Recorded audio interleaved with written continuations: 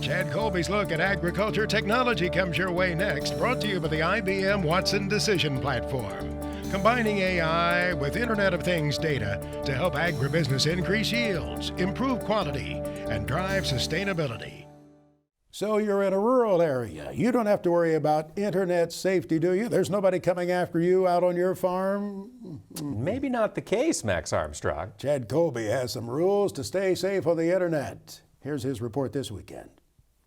If you followed our tech segments over the years, we're quick to talk about the latest phone, the latest tablet, or even computer system. But on this week's tech segment, we're going to talk about a very serious topic that, quite honestly, we haven't talked about here on the show. And that is the security that you should have on these devices to keep your data and your information protected from the bad guys, if you would. So I'm going to offer you my top 10 suggestions on things you can do to make your equipment more secure. The first is make sure all your equipment has the current software on it. Often, these manufacturers have enhancements to the devices. Make sure they're current and make sure your apps are always current, especially those apps that have to do with your credit cards, your bank accounts, those type of things. Never save any of your login information or payment information on the phone. And what I mean by that is you don't have a Word document on your computer with all your passwords on it. You want to save that somewhere else secure. Make sure, and this is a must, I see a lot of people that do not do this. All of these devices should have a password on them to even access the device itself. I know that can be a little difficult in some of the environments that we work in, but a password there is huge, especially if you think about it. If you might leave one of these devices behind, you don't want somebody to have access to all your information. Be sure to use a strong password. A lot of people today are suggesting using passwords that are the first letter of a phrase. And when available, always use two-step verification. If you get asked to do that, click yes and go through that process. If you're not familiar with two-step verification, you might log into an app or a website and they would need to text you a code. You put the code in to verify that it's you. Make sure you download applications from a secure source.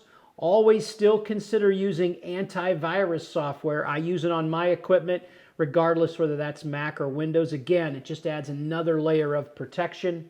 Always back up your data. You can see here on my desk, I've got some external hard drives that I use. I also utilize the cloud as well. If you haven't done that, the costs on that are relatively low now compared to just a few years ago.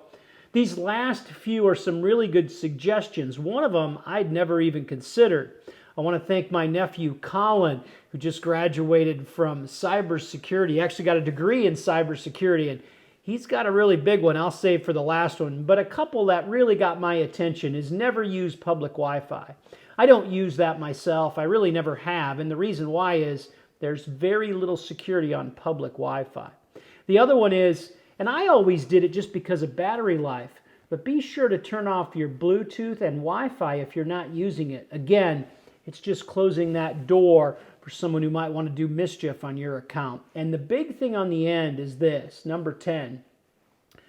If you make payments for anything, or you log into your credit card, you log into Amazon, or any place that you're exchanging money, be sure to log out of that app and log out of that website. And that's something I really never considered in the past, but that was one thing that Colin's suggestion. You want to close that door to make sure there's nobody watching that can run in after you and do some mischief. Again, these are just some great suggestions, things that we kind of take for granted with this technology. I'm sure there's more than that, but do your homework and have a plan to keep your devices as secure as possible. For This Week in Agribusiness, I'm Chad Colby. So, down over that list, on which one of those are you a violator? Where are you putting yourself in jeopardy?